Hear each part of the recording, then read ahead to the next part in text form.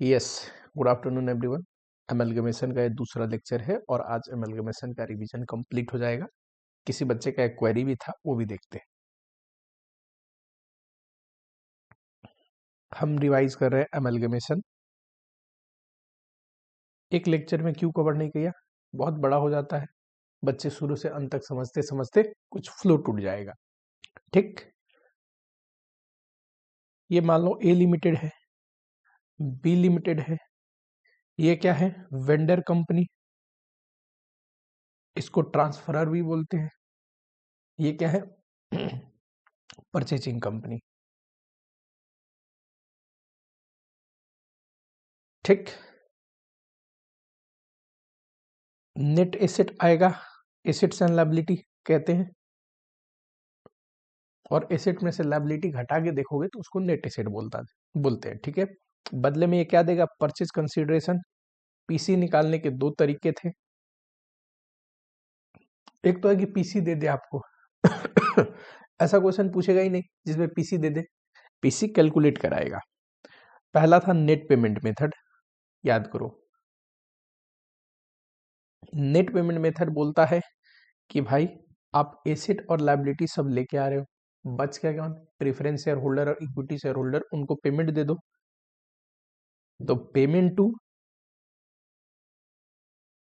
Preference share holder and payment to equity share holder. ठीक, यही क्या है, पीसी। अगर आप जो लेके आ रहे हो नेट एसेट ये 8 लाख का है और पीसी आपने उससे ज्यादा दे दिया 10 लाख का, तो ये जो एक्सेस दे दिया ये किस वजह से दिया, गुडविल की वजह से। When PC is greater than net asset goodwill आता है, when PC is less than net asset हमको फायदा हो गया, कैपिटल रिजर्व है। ठीक, दूसरा तरीका है net asset method. Net asset method कब लगाएंगे, जब ये निकालना संभव ना हो। ठीक, अच्छा क्वेश्चन बोल दे क्लियरली नेट एसेट से निकालो, तब तो कुछ ध्यान ही नहीं देता। मान लो दोनों मेथड लगाया जा सकता है तो हमेशा नेट पेमेंट मेथड। ठीक नेट एसेट कहता है जो भी एसेट हम लेके आ रहे हैं, यानी कि इसके पॉइंट ऑफ व्यू से सोचना, जितना भी एसेट ये ले आ रहा है उसी के लिए पेमेंट देगा। सारे एसेट का fair value, asset taken over, और जो लायबिलिटी आ रही है कंपनी की वो घटा देंगे। एसेट तो संपत्ति है, एसेट हमारे पास आ रहा है, ठीक, लायबिलिटी आ रही है तो हम तो नेट में लायबिलिटी हटा के पेमेंट देंगे ना नेट एसेट के लिए, तो पेएबल वैल्यू ऑफ लायबिलिटी। कुछ ना बोले तो हम मानते हैं कि सारे एसेट लायबिलिटी आ रहे हैं इंक्लूडिंग कैश। हाँ, कोई लिक्विडेशन एक्सपेंस है तो उतना कैश नहीं आ रहा, क्योंकि उससे तो लिक्विडेशन एक्सपेंस भी मीट करना पड़ेगा, सिंपल यहाँ पे पीसी निकला ही है नेट एसेट को निकाल के, तो यहाँ पे कोई भी गुडविल कैपिटल रिजर्व नहीं आता बिजनेस कॉम्बिनेशन की वजह से या टेक ओवर की वजह से, समझ रहे हो। फिर हमने पढ़ा था,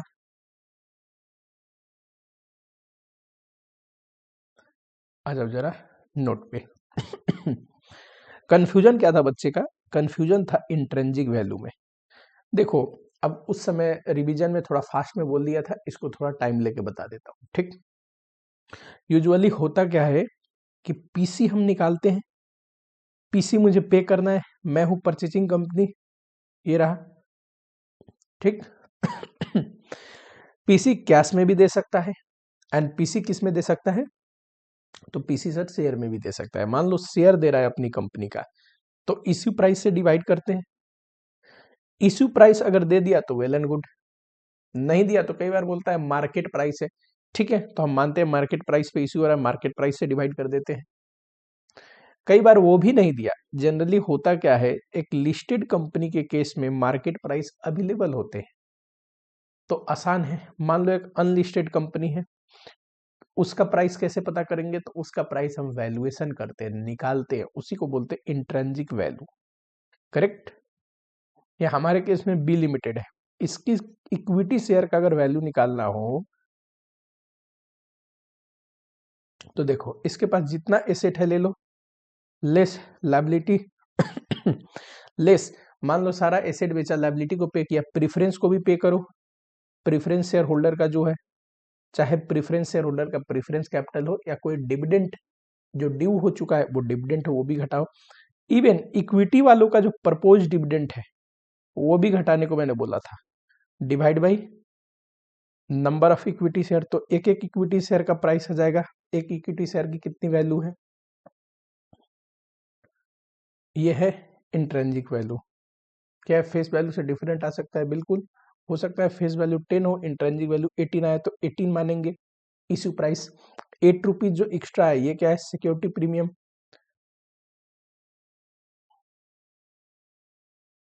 ठीक है, अब यहाँ पे ए लिमिटेड पे आते हैं। ए लिमिटेड के केस में जब इंट्रिंसिक वैल्यू आपको दिया तो आपने तो निकाल लिया कि इंट्रिंसिक वैल्यू पे शेयर इश्यू होंगे। ए लिमिटेड के लिए अगर आपको पीसी निकालना हो तो पीसी कैसे निकलता है, मैंने बोला था नेट एसेट मेथड से। और एक और चीज बताई थी, यही बच्चे कंफ्यूज हो गए कि कई बार आपको बोलता है, वैसे बहुत रेयर चांस है, मैंने एक केस लिया था बस कि बी लिमिटेड की बुक में ये क्या है, purchasing company.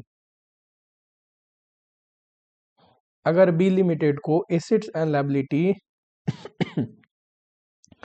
Assets and liability book value पे रिकॉर्ड करना हो तो अच्छा, एक और बात से कंफ्यूज मत होना, ये बस वैल्यूएशन करने के लिए अपनी एसेट लायबिलिटी का फेयर वैल्यू निकाला है। एक्चुअल में तो इसकी एसेट लायबिलिटी बुक्स में कैरिंग अमाउंट पे ही दिखेगी, जिसको आप बुक वैल्यू बोलते हो।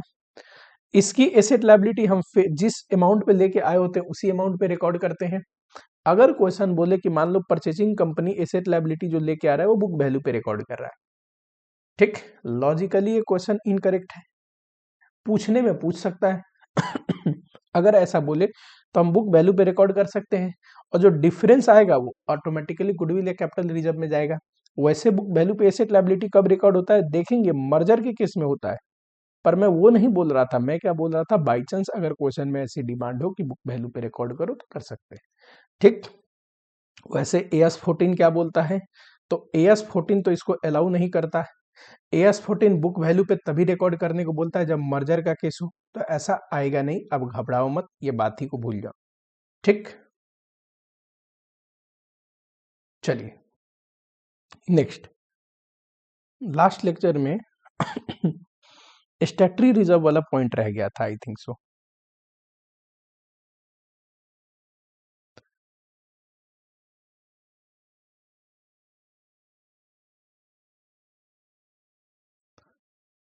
स्टैट्यूटरी रिजर्व कई बार क्या होता है, एग्जाम्पल के रूप में देखते हैं। हमारे केस में जैसा था, ये ए लिमिटेड और ये बी लिमिटेड।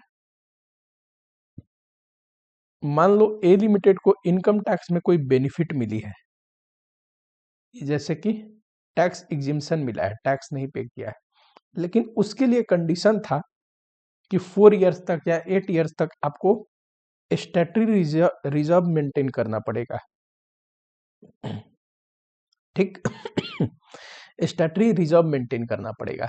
बीच में अमलगमेशन हो रहा है, इसको बी लिमिटेड टेक ओवर कर रहा है। अब एक तो है, यहां ध्यान दो, मान लो 4 इयर्स तक मेंटेन करना था, 4 साल हो गए। अब 4 साल हो गए तब तो दिक्कत ही नहीं, जो कंडीशन थी मेंटेन करने की मैंने मेंटेन कर ली। लेकिन प्रॉब्लम यहां नहीं है, प्रॉब्लम यह है मान लो 8 इयर्स मेंटेन करने थे और आफ्टर 5 इयर्स अमलगमेशन हो रहा है। अब क्या होगा, पुरानी कंपनी की तो बुक बंद हो रही है, इसका एसेट लायबिलिटी तो ये ले रहा है, ठीक। नए कंपनी में आ जाएंगे वो एसेट लायबिलिटी, ठीक है। और पूरे अभी 8 इयर्स हुए ही नहीं है, तो इसके दो ही केस हो सकते हैं। अगर टाइम लैप्स नहीं हुआ है तो आप इनकम टैक्स के पास जाइए, अपनी स्कीम बताइए, अगर इनकम टैक्स अप्रूव कर देता है, अप्रूव मतलब बोलता है कोई दिक्कत नहीं, आप बेच रहे हो, बी लिमिटेड आपको एक्वायर कर रहा है, कोई बात नहीं, रिमेनिंग पीरियड के लिए बी लिमिटेड मेंटेन कर दे वो रिजर्व, ठीक। तो इसको बोलते हैं स्कीम अप्रूव्ड, तो टैक्स नहीं पे करना, नो टैक्स पेबल। अब मान लो हम गए इनकम टैक्स के पास, ए लिमिटेड की बात कर रहा हूं, मतलब जिसको मेंटेन करना है। इनकम टैक्स ने बोला नहीं नहीं, हमें उससे कोई मतलब नहीं, स्कीम नॉट अप्रूव्ड, आप टैक्स पे करिए। जो आपको एग्जिम्पशन पहले दिया था वो टैक्स पे करिए। ठीक। अब इसी को यहाँ पे नोट्स में लिखा है कि अगर टाइम ओवर हो गया हो तब तो टैक्स नहीं पे करना वेंडर कंपनी को, सिंपल सी बात है। टाइम ओवर ना हुआ हो तो दो ही केस हो सकता है, स्कीम अप्रूव्ड हो जाए तब भी टैक्स नहीं पे करना, पर स्कीम अप्रूव्ड ना हो तो टैक्स पे करना पड़ेगा। करेक्ट। अकाउंटिंग एंट्री क्या करेंगे, वेंडर कंपनी, देखो क्योंकि स्टैट्यूटरी रिजर्व रिजर्व है तो रिजर्व को कैंसिल करोगे, इक्विटी शेयर होल्डर में भेजोगे, जैसे एंट्री नंबर 7 में कर रहे थे। इक्विटी शेयर कैपिटल कैंसिल कर रहे थे, सारे रिजर्व कैंसिल कर रहे थे टू इक्विटी शेयर होल्डर, तो उसी में स्टैट्यूटरी रिजर्व भी कैंसिल हो जाएगा। ठीक। और अगर इन्हें टैक्स पे करना पड़ा, कौन से केस में पढ़ना पड़ेगा, टाइम लैप्स भी नहीं हुआ है, यानी कि वो पीरियड बीता नहीं है और स्कीम अप्रूव्ड भी नहीं हुई, ये आपको बोलेगा टैक्स पेबल है कि नहीं। तो अगर टैक्स पे करना पड़ा तो कोई दिक्कत नहीं, realization account debit to bank, bank से गए पेमेंट, एंड कोई अकाउंट तो खोलेंगे नहीं, अब सब चीज सेटलमेंट रियलाइजेशन अकाउंट से करते हैं क्योंकि हमें तो बुक बंद करना है, तो realization account debit. Purchasing company, अगर वो केस है स्कीम अप्रूव्ड वाली, करेक्ट, यानी कि बोला रिमेनिंग पीरियड के लिए आप मेंटेन कर लो, तो मेरे लिए तो वो रिजर्व है नहीं, मेरे मेरे लिए वो रिजर्व थोड़ी ना है, तो मैं बस एक अकाउंटिंग एंट्री पास करके मेंटेन कर देता हूं, क्या, amalgamation adjustment account debit to statutory reserve. इन अगर amalgamation in the nature of purchase है तो हम किसी का रिजर्व लेके नहीं आते वेंडर कंपनी का, ये तो बस अकाउंटिंग एंट्री है जो हम दिखा दे रहे हैं रिमेनिंग पीरियड के लिए। एक बार पीरियड एक्सपायर हो जाएगा, एंट्री को जस्ट रिवर्स कर देंगे। इसको दिखाने का तरीका, स्टैट्यूटरी रिजर्व रिजर्व का पार्ट है, रिजर्व एंड सरप्लस में आएगा। Amalgamation adjustment other non current asset में भी दिखा सकते हैं या फिर रिजर्व में भी दिखा सकते हैं, एक बार क्रेडिट करके इसको डेबिट करके, नेट में कोई इंपैक्ट नहीं आएगा। ये कहने का मतलब है। ठीक, चलो समझ में आया आपको। यानी कि वेंडर कंपनी ये एंट्री तो ऑलवेज पास करेगा, रिजर्व को शेयर होल्डर फंड में भेजने का, इक्विटी शेयर होल्डर अकाउंट में। दूसरा, टैक्स अगर पे किया तो ये एंट्री पास होगी, नहीं तो नहीं होगी। और ये एंट्री तभी पास करेगा जब कौन सा केस है, सेकेंड केस है, टाइम लैप्स भी नहीं हुआ है और स्कीम अप्रूव हो गया। ठीक, बस ये दिखाने के लिए एंट्री है, पास करेंगे, टाइम ओवर होगा, एंट्री को रिवर्स कर देंगे।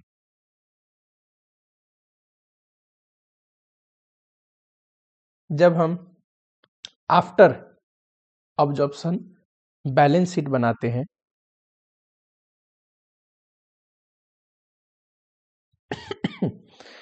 ध्यान से देखना, एसेट में टेंजिबल एसेट है, अपना तो होगा ही, मैं मान लो नया है तब तो नहीं होगा, ऑलरेडी कोई एग्जिस्टिंग कंपनी है तो इसकी अपनी भी बैलेंस शीट होगी, अपना एसेट प्लस जो एक्वायर किया, पीसी में जो एसेट दिखाते हैं, ले लेके ये एसेट आया, सारा एसेट को दिखाओगे, यानी कि प्लस परचेज वाला वेंडर कंपनी का। इंटेंजिबल अपना होगा, उसका कब लेके आते थे, जब फेयर वैल्यू गिवन हो, नहीं तो नहीं लेके आते। कहने का मतलब एसेट्स एंड लायबिलिटी को ऐड करेंगे कैसे, पेयर टू पेयर।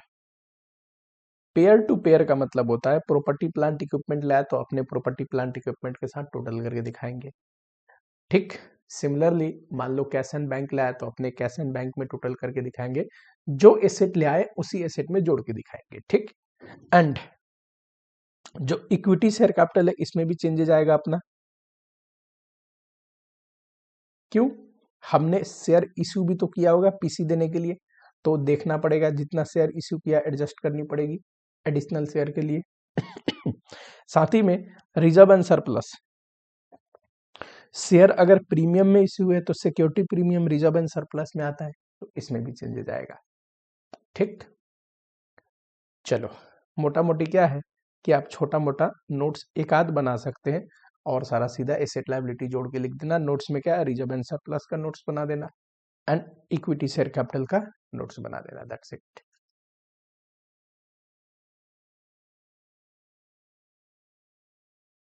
एक क्वेश्चन देखें। चलो the financial position of two company Hari limited and Vayu limited on 31 March 2015 given है। ठीक, ये रहा हरी लिमिटेड का और वायु लिमिटेड का। गुडविल दिया है, पहले कौन किसको एक्वायर कर रहा है देखें, हरी ऑब्जर्व्स वायु, हरी ने वायु को टेक ओवर किया, तो वायु लिमिटेड क्या है, वेंडर कंपनी है, और हरी लिमिटेड क्या है, परचेजिंग कंपनी है। वेंडर का गुडविल अगर फेयर वैल्यू दिया हो तो हमारे काम का है, ना दिया हो तो हमारे किसी काम का नहीं। आइए जरा एडिशनल इंफॉर्मेशन को पढ़ते हैं। Preference 10% preference share holder are paid at a 10% premium, यानी कि वायु लिमिटेड में 10% प्रीफरेंस शेयर होल्डर है, कहां पे है, ये रहे 1 लाख के, 10% प्रीमियम पे करेंगे तो 1,10,000 हो जाएगा प्रीफरेंस शेयर होल्डर को जो पेमेंट देनी है। By issuing 9% preference share of Hari limited, कुछ नहीं बोला तो बोलेंगे फेस वैल्यू पे इश्यू हुआ, यानी कि there is no security premium. Goodwill of Vayu limited valued at 50,000, fair value दिया है गुडविल का। बिल्डिंग 1,50,000, मशीनरी 1,60,000, कोई बात नहीं। Inventory are taken at a 10% less, inventory जब लेके आएंगे तो लेस 10% करके लेके आएंगे, इन्वेंट्री की वैल्यू हमने वो लगाई। Provision for doubtful debt created at 7.5%, building की वैल्यू दिया है 1,50,000, गुडविल दिया है 50,000, मशीनरी दिया है 1,60,000, मशीनरी दिया है 1,60,000, इन्वेंट्री 10% लेस 1,75,000 माइनस 10% करिएगा तो आएगा 157,500। ट्रेड रिसीवेबल, ट्रेड रिसीवेबल बोल रहा है 1 लाख का है, लेकिन प्रोविजन फॉर डाउटफुल डेट है, तो दो तरीके हैं, ताकि पूरा 1 लाख दिखा दो और क्रेडिट साइड में प्रोविजन फॉर डाउटफुल डेट दिखाना घटाते टाइम, ठीक, या फिर नेट में दिखा सकते हो 92,500, दोनों का मतलब सेम ही है। अगर टोटल में दिखाए तो प्रोविजन फॉर डाउटफुल डेट दिखानी पड़ेगी, नेट में दिखाया तब भी चलेगा। कैश एंड बैंक, कुछ भी नहीं बोला तो कैश एंड बैंक भी लेके आएंगे, ठीक, कोई लिक्विडेशन एक्सपेंस है नहीं, नहीं है तो पूरा ही लेके आएंगे। Equity share holder of Vayu limited will be issued equity share at the rate 5% premium, हम बायो लिमिटेड को इक्विटी शेयर होल्डर को 5% प्रीमियम पे अपना शेयर इश्यू करेंगे। हमारा शेयर देखना 10 रुपए का है, 10 रुपीज का शेयर है, 5% प्रीमियम, 10 रुपीज का 5% होता है 0.5, 10.5% होगा इश्यू प्राइस, करेक्ट। क्या यहाँ पे कितना शेयर इश्यू करेंगे दिया है, नंबर ऑफ शेयर नहीं दिया है, तो नेट पेमेंट मेथड तो लगा ही नहीं सकते। नेट पेमेंट मेथड में लगता है प्रीफरेंस को कितना दिया ये पता है 1,10,000, इक्विटी को कितना दिया ये नहीं पता, नंबर ऑफ शेयर तो बताया नहीं कितना इश्यू कर रहे हैं, किस प्राइस पे कर रहे हैं ये बताया। अगर नंबर ऑफ शेयर भी बताता तब हम नेट पेमेंट मेथड लगा सकते थे, ठीक। नेट पेमेंट मेथड नहीं लगा सकते तो पीसी कैसे निकालेंगे, नेट एसेट मेथड से, सिंपल।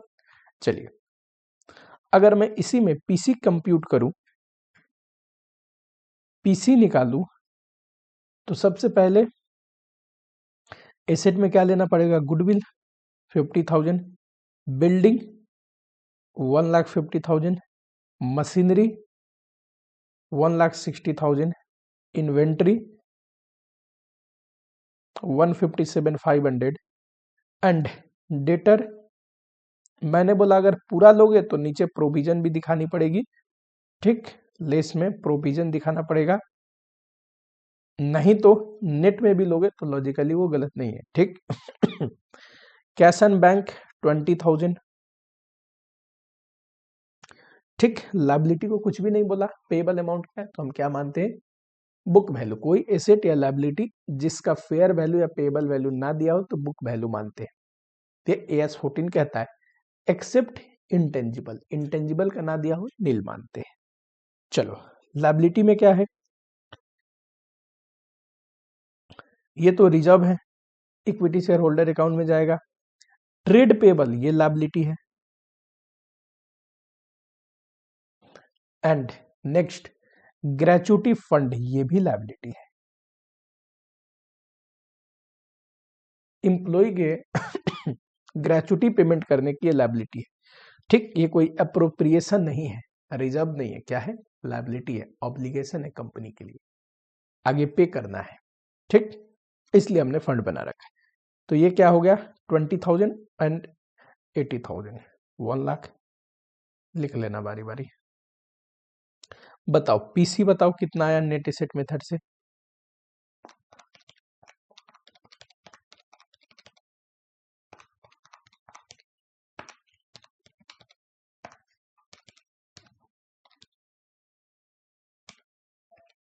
यार 5,30,000। अब इसमें तो दोनों का हिस्सा है। पीसी हम देते किसके लिए सर, इक्विटी वालों के लिए, प्रेफरेंस वालों के लिए। प्रेफरेंस का हमें पता है, प्रेफरेंस शेयर होल्डर को कितना, 1,10,000। तो बचा हुआ इक्विटी के लिए कितना है पीसी, 110 घटा दोगे तो इक्विटी के लिए आएगा 4,20,000। इतना इक्विटी की पेमेंट करनी है। ठीक, इश्यू प्राइस 10.5 है, नंबर ऑफ शेयर कितना इश्यू किया होगा, 4,20,000 डिवाइड बाई 10.5,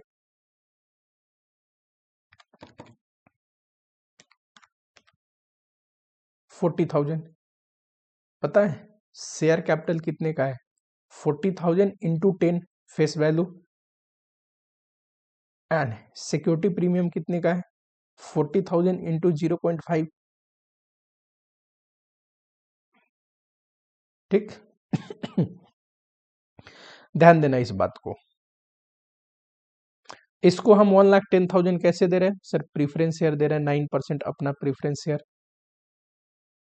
अब आ जाओ जरा, पूछा क्या है, prepare necessary ledger to close the book of Vayu limited. Vendor की बुक भी क्लोज करनी है, and so acquisition entry in the book of Hari limited. जब आपको बुक क्लोज करना हो तो नेसेसरी लेजर में रियलाइजेशन अकाउंट तो बनाना ही बनाना है। दूसरा परचेसिंग कंपनी का अकाउंट बनाना। Third cash and bank. चौथा अगर प्रीफरेंस है तो preference share holders account. And last equity share holder account. एक एक एसेट लायबिलिटी का अकाउंट बना के क्लोज करके दिखाने की जरूरत नहीं है। ठीक वैसे तो आप हर एक जर्नल एंट्री जो आपने पास करके क्लोज किया है अकाउंट उसका लेजर बना सकते हैं, पर ये जरूरत नहीं है। एग्जाम्पल के रूप में बताता हूं, मान लो गुडविल है,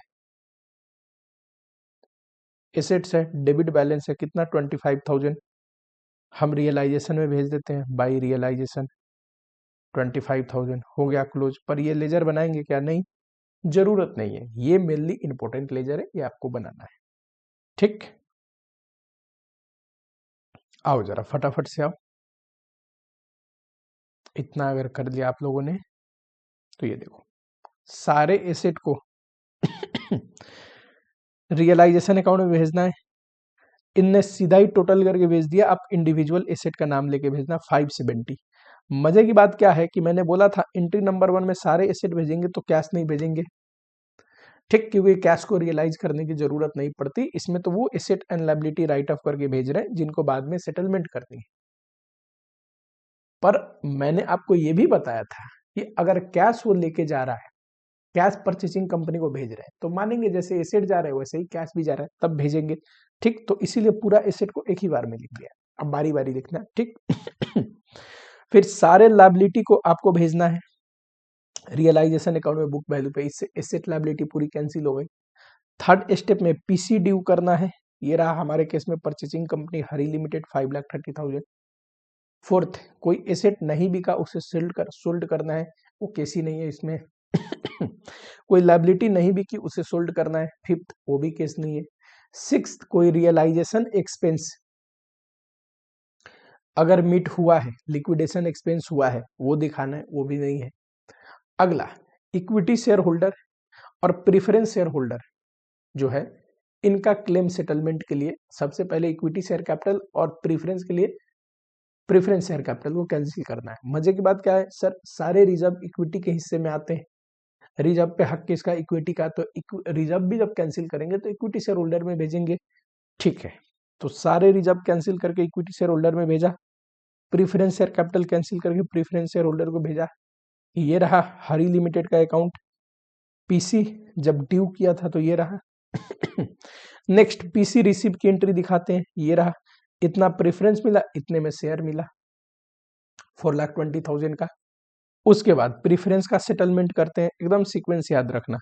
अब जरा प्रेफरेंस का सेटलमेंट करें, इसका 1 लाख ही कैपिटल था पर हमने पीसी में से कितना दिया, 1,10,000। ये जो भी गेन लॉस होता है ये रियलाइजेशन अकाउंट में भेजते हैं। फिर आते हैं रियलाइजेशन अकाउंट पे, रियलाइजेशन अकाउंट को क्लोज करेंगे, जो भी गेन लॉस होगा, हमारे केस में गेन हो रहा है 50,000, ये अंतिम गेन लॉस किसका है, सारा सेटलमेंट का जो नफा नुकसान होता है बताओ, इक्विटी शेयर होल्डर का, इक्विटी शेयर होल्डर अकाउंट में जाएगा, ये रहा। उसके बाद इक्विटी शेयर होल्डर को पेमेंट दे दो। क्या ये ऑटोमेटिकली टैली हो जाएगा। कैश एंड बैंक क्यों नहीं बनाया सर, कैश एंड बैंक इसलिए नहीं बनाया, न तो कैश में पैसा आया है, हमारे पास था पूरा भेज दिया। अब मान लो हमारे पास जो कैश था ये रहा कितना 20,000 ना, ये रियलाइजेशन अकाउंट में जब हमने डाला by realisation account,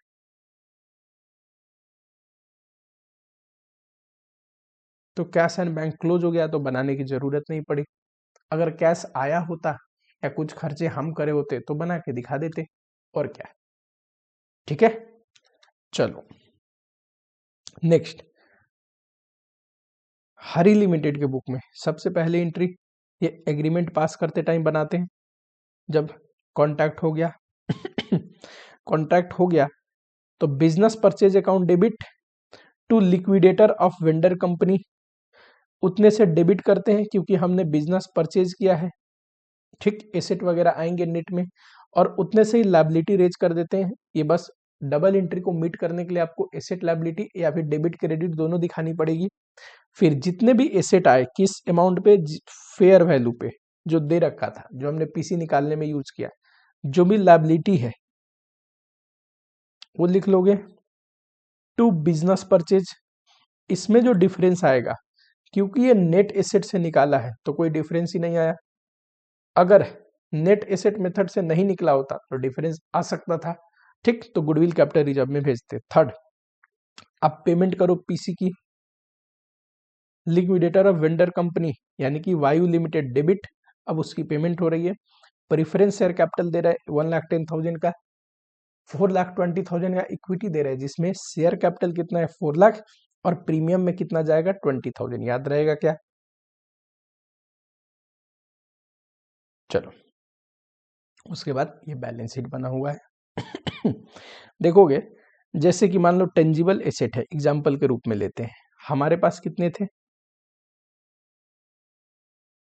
Hari limited के पास, हरी लिमिटेड के पास अपना टेंजिबल एसेट था ना, बिल्डिंग था, ये था टेंजिबल फिक्स एसेट में, और प्लस उसका भी लेके आए बिल्डिंग और ये, तो दोनों जोड़ के देखा हो गया। ठीक, उसका 1,50,000 प्लस 1,60,000 प्लस हमारा 8 लाख का था, तो टोटल 11,10,000। देखो बैलेंस शीट में दिखेगा 11,10,000। इनटेंजिबल में अपना गुडविल था 50,000 का, उसका भी गुडविल फेयर वैल्यू 50,000, 1 लाख का हो गया। इन्वेंट्री में अपना इन्वेंट्री था प्लस उसका इन्वेंट्री 157,500 का लेके आए, दिखाओगे तो इतने का ही आएगा।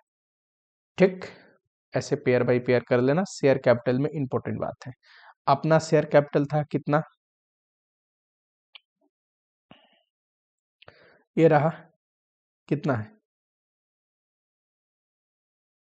10 लाख, करेक्ट।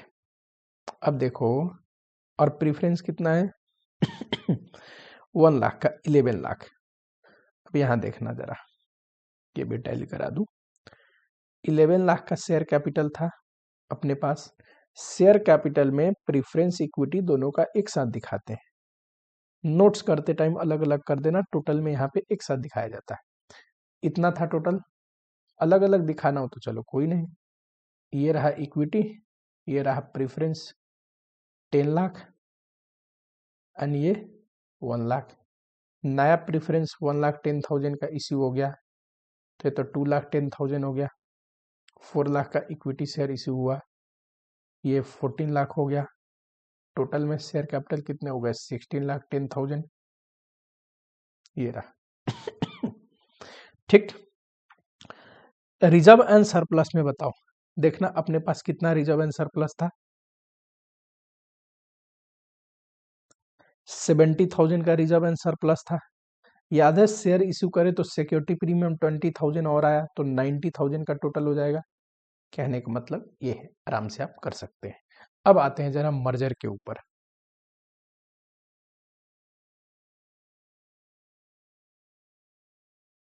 मैंने लिखा है एग्जाम में मर्जर को मर्जर तभी मानेंगे चाहे in exam question will solve as a merger only if question specify that amalgamation is in the nature of merger. अगर बोलता है ए और बी मर्ज होके ए बी लिमिटेड बनाते हैं, ये मर्जर नहीं है ठीक। इसका मतलब तो ये एमलगमेशन ही है नॉर्मल। वर्ड मर्ज बोला है, मर्ज मतलब साथ में आ गए। अकाउंटिंग के लिए जो amalgamation in the nature of merger होता है उसके लिए बोलना जरूरी है एग्जाम में कि amalgamation in the nature of merger है। ठीक, जब तक क्लियरली ना बोले कि मर्जर है आपको नहीं मानना, अलग से ये बोलेगा amalgamation in the nature of merger. ठीक कंडीशन है मर्जर के कुछ, कब एमलगमेशन को बोलेंगे कि ये मर्जर के नेचर में है। ध्यान से देखना, सारे एसेट एंड लायबिलिटी ट्रांसफर होनी चाहिए। ठीक, एक होता है ट्रांसफर्ड कंपनी ट्रांसफेरर, एक होता है ए लिमिटेड मान लो है और ये बी लिमिटेड है। ठीक, ये इसको एसेट लायबिलिटी दे रहा है और बदले में ये इसको पीसी देगा। यहां पे इसको बोलते हैं ट्रांसफेरर। ठीक, और जिसको मिल रहा है ना ये परचेसिंग कंपनी, इसको बोलते हैं ट्रांसफेरी। सारे एसेट एंड लायबिलिटी इसमें ट्रांसफर होता है। उसमें इन द नेचर ऑफ परचेज में भैया जो जो लेके जाएगा उसकी मर्जी उतना ही जाएगा, पर इसमें ऐसा कुछ नहीं है। सारे एसेट एंड लायबिलिटी पुरानी कंपनी से नई कंपनी में ट्रांसफर होंगे। All assets and liability, important बात। ठीक दूसरा, जो एसेट एंड लायबिलिटी यहां पे ट्रांसफर हो रहा है ना, तो बी लिमिटेड उसको रिकॉर्ड करेगा बुक वैल्यू पे, यानी कि इसकी बुक में जो एसेट एंड लायबिलिटी थी इसकी बुक में वो एसेट एंड लायबिलिटी उसी अमाउंट पे रिकॉर्ड होंगे। थर्ड देखना, business of transferor company is deemed to be carried by transferee. इसकी जो बिजनेस थी भी ऐसा हम मानेंगे या ऐसा ही होना चाहिए कि वो बिजनेस क्या है, डीम्ड टू बी कैरिड, यानी कि ये कैरी कर रहा है वो बिजनेस। ये वो केस नहीं है कि हम किसी का बिजनेस परचेज कर लेते हैं अपने अनुसार उसको चलाते हैं, ये नहीं है। क्या है कि पूरी एसेट एंड लायबिलिटी आई, अभी पांचों कंडीशन पढ़ोगे फिर समझ में आ जाएगा। सारे बुक वैल्यू पे रिकॉर्ड कर रहे हैं, मानेंगे कि वो बिजनेस अब हम चलाने वाले हैं। ठीक, पीसी जो है इक्विटी शेयर में डिस्चार्ज करना पड़ेगा एक्सेप्ट कैश फॉर फ्रैक्शन। ठीक, अब कैश फॉर फ्रैक्शन क्यों? मान लो फ्रैक्शन आता है तो फ्रैक्शन में शेयर तो दे नहीं सकते, तो उसके बदले कैश दे देंगे। ठीक है, अब ध्यान से सुनना, किसी कंपनी का पूरी एसेट लायबिलिटी में अपने में दिखा दूं, ठीक, जिस अमाउंट पे उसी अमाउंट पे दिखा दूं, ठीक साथ ही में उसके जो शेयर होल्डर है उनको मैं अपना शेयर दे दूं, तो मेरे कंपनी में भी तो शेयर होल्डर हो गए, है कि नहीं? अगर मैं उस कंपनी के शेयर होल्डर को अपना शेयर दे दूं तो ये नए कंपनी में भी शेयर होल्डर हो गए। अब बताओ, मालिक भी मालिक बन रहा है, एसेट लायबिलिटी भी नॉर्मली आ गई। ये ऐसा एग्जाम्पल है जैसे कि पूरी बिजनेस सेम होती है, बस क्या किया, बिजनेस की बोर्ड हटा दी। हम एक्वायर करके इसमें मॉडिफाई नहीं करते, बिजनेस वही रहता है। ठीक, बस मर्ज कर लेते हैं। ठीक है, पुरानी कंपनी को बंद करके हमने क्या किया, नई कंपनी का शेयर दे दिया, वो मालिक भी वही है, नया वाले को नया शेयर मिला है, ठीक, जो मालिक है उनको शेयर मिला है, इक्विटी शेयर, कैश में पेमेंट नहीं होती यहाँ पे। इक्विटी शेयर देंगे तभी तो इक्विटी शेयर होल्डर बनेंगे, मालिक बनेंगे, है ना। सारे एसेट लायबिलिटी ट्रांसफर करके दिखाया, बुक वैल्यू पे दिखाया, मालिक को मालिक भी बनाया। तो इसका मतलब है मर्जर कुछ नहीं, बस एक बिजनेस कॉम्बिनेशन का ऐसा तरीका है जिसमें क्या होता है, कुछ भी चेंज नहीं होता, मालिक भी मालिक बने रहते हैं, एसेट लायबिलिटी को भी नॉर्मल बुक वैल्यू पे ही दिखाते हैं, बस क्या किया, मर्ज कर दिया। यानी कि बस नाम आपको चेंज दिखेगा बिजनेस का, बिजनेस लगभग सब तरीके से सेम ही आपको दिखती है, ठीक। मर्जर के लिए एटलीस्ट 90% शेयर होल्डर का कंसेंट होना जरूरी है, ठीक है। मजे की बात पता है, एसेट एंड लायबिलिटी ट्रांसफर लिखा है ना, लायबिलिटी को तो है ही, इसमें तो रिजर्व भी ट्रांसफर करते हैं, अभी अकाउंटिंग में लिखवाऊंगा, इसमें रिजर्व भी ट्रांसफर करते हैं, ठीक। ये सारे कंडीशन अगर मीट होते हैं तो उसको क्या बोलेंगे, amalgamation in the nature of merger. Merger की अकाउंटिंग करने का तरीका है, उसको बोलते हैं पुलिंग ऑफ इंटरेस्ट मेथड। क्या फर्क है sir in the nature of purchase में जो अभी तक हमने पढ़ा उससे, देखना यहाँ पे selected asset and liability transfer हो सकते हैं जो जो बोले, पर यहाँ पे सारे करने पड़ेंगे। यहाँ पे asset and liability fair value या पेएबल वैल्यू पे ले आते हैं, यहाँ पे बुक वैल्यू पे रिकॉर्ड करना पड़ता है।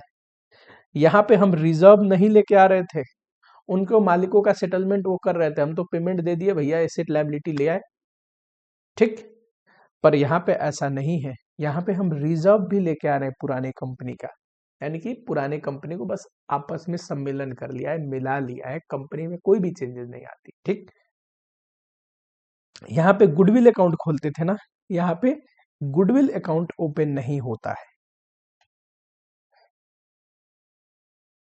सर अगर अमेलगमेशन में लॉस हो गई मर्जर में, जैसे कि प्रॉफिट के लिए कैपिटल रिजर्व, लॉस के लिए गुडविल देते थे, गुडविल को डेबिट करते थे, यहाँ लॉस हो गया तो रिजर्व से राइट ऑफ कर देंगे, पर गुडविल अकाउंट नहीं खोलेंगे, ठीक। परचेज जैसा हम दिखाते ही नहीं है, ऐसा दिखाते हैं दो भाई मिल गए एक आपस में, ठीक। चलो वेंडर कंपनी के बुक में क्या चेंजेस आएंगे, सारे रिजर्व अब क्योंकि जा रहा है नए वाले कंपनी में तो रियलाइजेशन अकाउंट में भेजना पड़ेगा, याद रहेगा। इन द नेचर ऑफ परचेज था तो इक्विटी शेयर होल्डर अकाउंट में भेज रहे थे, ठीक। दूसरा परचेजिंग कंपनी, जरा ध्यान से देखना, ये entry business purchase account debit to liquidator of transferee company लिखोगे। अब ट्रांसफेरी कंपनी में जो भी होगा, हरी लिमिटेड, बायो लिमिटेड, उसका नाम आता है, मैंने तो यहाँ पे ये लिख दिया। बहुत जगह बिजनेस परचेज ना लिख के बिजनेस मर्जर लिखा होता है, बिजनेस मर्जर वर्ड भी अप्रोप्रिएट है, आप लिख सकते हैं, ठीक।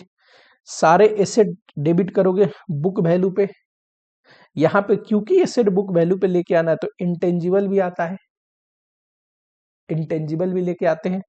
दूसरा सारे लायबिलिटी लेके आओगे बुक वैल्यू पे, प्लस उसका रिजर्व भी लेके आते हैं तो रिजर्व भी लेके आओगे, चाहे पीएल अकाउंट का बैलेंस हो, जनरल रिजर्व हो, स्टैट्यूटरी रिजर्व हो, सारे reserve, all reserve to business purchase. अगर गेन हुआ तो capital reserve balancing figure, loss हुआ तो मैंने क्या बोला, लॉस ऑन अमेलगमेशन है, इसको राइट ऑफ करना पड़ता है, तो आप लॉस ऑन अमेलगमेशन भी कर सकते हो या फिर डेबिट कर देना कैपिटल रिजर्व, आगे ये कैपिटल रिजर्व को राइट ऑफ कर देंगे। कैपिटल रिजर्व डेबिट होने का मतलब क्या है, यही है लॉस ऑन अमेलगमेशन। फिर पीसी डिस्चार्ज किया, पीसी डिस्चार्ज सिर्फ इक्विटी शेयर में हो सकता है, अभी मैंने कंडीशन पढ़ाई तो इक्विटी शेयर में होता है। लायबिलिटी पे किया, ये सेम एंट्री, म्यूचुअल ऑब्लिगेशन वो कैंसिल करेंगे, सेम एंट्री। लिक्विडेशन एक्सपेंस अगर पे किया तो गुडविल अकाउंट तो डेबिट करोगे ही नहीं, तो एक काम करना, लॉस ऑन अमेलगमेशन या कैपिटल रिजर्व अकाउंट डेबिट कर देना। आगे जितने बार कैपिटल रिजर्व डेबिट होगा इसको राइट ऑफ करेंगे, ठीक। अनरियलाइज प्रॉफिट है, गुडविल अकाउंट तो डेबिट नहीं होगी, capital reserve account debit to stock, ठीक। अब देखो ये जो कैपिटल रिजर्व में अगर क्रेडिट बैलेंस हुआ था तब तो कोई दिक्कत नहीं, पर कैपिटल रिजर्व में अगर डेबिट बैलेंस है यानी कि लॉस एंड अमेलगमेशन, तो इसे राइट ऑफ करना पड़ेगा। कैसे, ये देखो डेबिट बैलेंस है, राइट ऑफ करना पड़ेगा, क्रेडिट करोगे किस से, तो सबसे पहले रिजर्व ऑफ ट्रांसफेरर कंपनी, उसका जो रिजर्व लेके आए उससे, ठीक। रिजर्व में सिर्फ फ्री रिजर्व, स्टैट्यूटरी रिजर्व से राइट ऑफ नहीं कर सकते, वो तो हमें मैंडेटरी रूप में मेंटेन करना पड़ता है, ठीक। दूसरा, मान लो कि उसका रिजर्व 1 लाख ही लेके आए थे और इधर लॉस हो गया 5 लाख का, तो अभी तो और राइट ऑफ करने के लिए कुछ चाहिए, तो अब अपना ट्रांसफेरी कंपनी के रिजर्व से राइट ऑफ करेंगे, अपना पीएल हो गया, जनरल रिजर्व हो गया, ठीक। इससे भी बात नहीं बनी तो क्या करेंगे, profit and loss account debit कर देंगे और ये बैलेंस शीट में एज अ लॉस पड़ा रहेगा, ठीक। अब क्या कर सकते हैं, पीएल अकाउंट को डेबिट करनी पड़ेगी बैलेंसिंग फिगर के लिए। समझ में आया क्या? अमेलगमेशन में इन द नेचर ऑफ परचेज हो सकता है, इन the nature of merger. In the nature of merger में सारे एसेट लायबिलिटी लेके आएंगे, इंटेंजिबल भी सब बुक वैल्यू पे दिखाएंगे, रिजर्व भी लेके आएंगे, ठीक। गुडविल अकाउंट नहीं खुलता है। प्रॉफिट के लिए तो कैपिटल रिजर्व है, लॉस हुआ तो उसको राइट ऑफ करेंगे। एक तरीका लॉस एंड अमेलगमेशन लिख दो, या फिर कैपिटल रिजर्व को ही डेबिट बैलेंस में लिख दो, बाद में राइट ऑफ करेंगे। राइट ऑफ करने का पैटर्न क्या है, सबसे पहले उसका रिजर्व लेके आए है ना, और लॉस हुआ है तो उसके रिजर्व से राइट ऑफ करेंगे, सिर्फ फ्री रिजर्व से। स्टैट्यूटरी रिजर्व अगर कोई लेके आए हैं उससे नहीं। स्टैट्यूटरी रिजर्व क्या है, ये तो मैंडेटरी रिजर्व है जो हम मेंटेन कर रहे हैं, ये थोड़ी ना यूज कर सकते इसके पर्पस के लिए। फिर मान लो उसके रिजर्व से राइट ऑफ नहीं हुआ, लॉस ज्यादा है, तो अपना रिजर्व यूज करेंगे। पहले रिजर्व वो भी नहीं है तो पीएल अकाउंट को डेबिट करेंगे, और क्या, ठीक। I hope. अब एक चीज रह गई, इंटर कंपनी होल्डिंग। अब मैंने देखा तो इंटर कंपनी होल्डिंग में ना तो क्वेश्चन पूछा है और ना ही इसके बारे में आपके सिलेबस में है। सीए फाइनल में यहाँ पे छोड़ते हैं, ठीक। तो inter company holding by chance कहीं क्वेश्चन हो तो बताना, मैं करवा दूंगा, क्वेश्चन करवाते टाइम रिवीजन भी करा दूंगा, ठीक। मुझे नहीं लगता कि इस पे क्वेश्चन पूछेगा, तो इसको स्किप करते हैं, ठीक। समझ में आया, मजा आया, एक लाइक कर दीजिए, चैनल को सब्सक्राइब रखना, अभी बढ़िया बढ़िया वीडियो आगे आने वाली है, ठीक है। डिस्कस करते हैं नेक्स्ट वीडियो में कॉस्टिंग पेपर के लिए इंपॉर्टेंट क्वेश्चंस एंड टॉपिक, यही अगले वीडियो में डिस्कशन है, ठीक। जुड़े रहना, जैसे वीडियो आएगी नोटिफिकेशन आप लोग को आ जाएगा, ठीक है। मोस्ट प्रोबेबली आज शाम को ही डिस्कस करूंगा जैसे मेरा शेड्यूल खत्म होता है।